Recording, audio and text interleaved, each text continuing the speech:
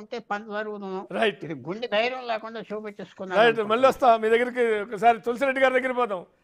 అన్నీ బాగానే ఉన్నాయని చెప్తున్నారు. కొద్దిగా స్టఫాన్గా ఉండాల్సింది. వాళ్ళకి ఏమీ మైనస్లు అయితే లేవంటున్నారు. కానీ ఎక్కడో ఆందోళన ఉందా, లేకుంటే ఏమైతే వాళ్ళు మిస్టేక్ చేశారు అనేటువంటిది కొంత డౌట్ వ్యక్తం చేస్తున్నారు. కాకపోతే మీరు ఇందాక అన్నట్టు ఓవర్ ఎక్స్పోజు అని ఒక చెప్పారు. అంటే పొగడతలు చుట్టూలో ఉన్న వాళ్ళు పొగడతలతో సహజంగానే చాలామంది పొగడతలు పడిపోతారు. ఎవరినో ఒకళ్ళు ఇద్దరు పొగడతలకు పడకపోతే తులసిరెడ్డి గారు మీరు గ్రేట్ సార్, దండలకి లొంగరు దండాలకి లొంగరు అంటే తులసిరెడ్డి గారు కూడా పడిపోతాడు. ఎందుకంటే అది కూడా పొగడితే అది తెలియకని అట్లా. తులసిరెడ్డి గారు ఇప్పుడు టోటల్ సీట్స్ 543, మ్యాజిక్ ఫిగర్ 272. నాకు తెలిసి ఏ పార్టీకి కూడా ఈసారి ఆ మ్యాజిక్ ఫిగర్ వచ్చేసి సింగిల్ పార్టీగా ఏ పార్టీకి రాదు. ఇంతవరకు 17 సార్లు లోక్సభ ఎన్నికలు జరిగినాయి, ఇది 18వది.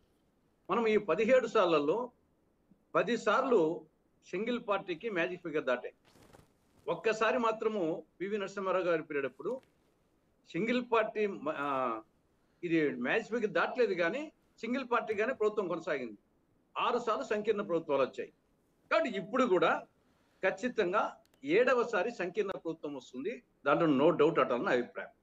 దీంట్లో నాకు తెలిసి బీజేపీకి దగ్గర దగ్గర 185 సీట్లు రావచ్చు, కాంగ్రెస్ పార్టీకి 152 రావచ్చు. నేను స్టేట్ వైడ్గా మళ్ళా కావాలంటే వస్తాను.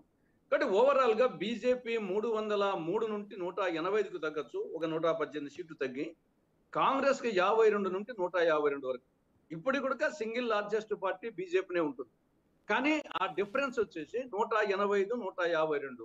కానీ ఈ నేపథ్యంలో మిగతా పార్టీల అవసరం ఉంటుంది. కాబట్టి ఎన్డీఏ కూటమిలో ఉండే పార్టీలు అంత బలమైన పార్టీలు కాదు. కాబట్టి ఇండియా కూటమిలో ఉండే పార్టీలు బాగా సీట్లు తెచ్చుకునే పార్టీలు ఉన్నాయి. కాబట్టి డెఫినెట్ గా ఇండియా కూటమి అధికారంలోకి వస్తుంది ఈసారి సంకీర్ణ ప్రభుత్వం.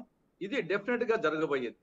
ఇక ప్రచారంలో నాకు తెలిసి కాంగ్రెస్ మెయిన్ గా రిజర్వేషన్ రద్దు చేస్తుంది, మళ్ళీ బీజేపీ అధికారంలోకి వస్తే తర్వాత రాజ్యాంగాన్ని మారుస్తుంది అని కాంగ్రెస్ దాన్ని ఎక్కువ ఫోకస్ చేసింది. వీళ్ళు వచ్చేసి అయోధ్య మీద బుల్డోజర్లు దొరుకుతారు, తర్వాత పాక్ ఆకుపడి కాన్స్టిట్యూన్ మళ్ళా ఆకుపై చేసుకుంటాం, సీతాదేవికి గుడి కట్టిస్తాం, మంగళసూత్రాలను తీసుకుంటుంది కాంగ్రెస్ గెలిస్తే, ఈ సిఏఏ. కానీ ఇవన్నీ నాకు తెలిసి ఇవన్నీ పెద్ద ప్రభావం చూపేటి కాదు. ప్రభావం చూపేది ఒకటి మార్పు. 10 సంవత్సరాలు అయింది కాబట్టి న్యాచురల్ గా మానవ నైజము మార్పు కోరుకుంటారు. కాబట్టి మోడీ 10 ఏళ్ల పాటు ప్రధానమంత్రిగా ఉన్నారు, బీజేపీ 10 ఏళ్ల పాటు అధికారంలో ఉంది. కాబట్టి జనరల్ గా ఒక మార్పు కోరుకుంటున్నారు. ఇది నంబర్ 1, బీజేపీకి మైనస్ పాయింట్, ఇండియాకు ప్లస్ పాయింట్, కాంగ్రెస్ కు ప్లస్ పాయింట్. రెండవది, ఎవరిని చెప్పినా ధరలు అనేది అది ప్రధానంగా వ్యక్తిగతంగా చూస్తారు. వచ్చేసి ధరలు గ్యాస్ కానీ, డీజిల్ కానీ, పెట్రోల్ కానీ, ఎరువులు కానీ, నిత్యావసర సరుకులు కానీ. కాబట్టి ధరలు అనేది అది రెండవది ప్రధానమైన అంశము. మూడవది నిరుద్యోగము. కాబట్టి ఇవి వీళ్ళు ప్రచారము చేయకున్నా కానీ ప్రభావం చూపించేటి 1 మార్పు, 2 ధరలు, 3 నిరుద్యోగము. ఈ 3 అంశాలు వచ్చేసి నరేంద్ర మోడీకి బీజేపీకి వ్యతిరేకంగా పనిచేస్తాయి.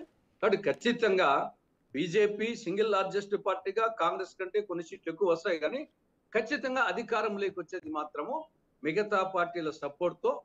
ఒకవేళ ఇండియా కూటమిలో లేని పార్టీలు కూడా కొన్ని ఉన్నాయి, అవి కూడా వచ్చేసి ఒక డెసిషన్ తీసుకోవాల్సిన సమయం ఆసన్నమవుతుంది. కాబట్టి ఖచ్చితంగా ఇండియా కూటమి అధికారంలోకి వచ్చిన అభిప్రాయం.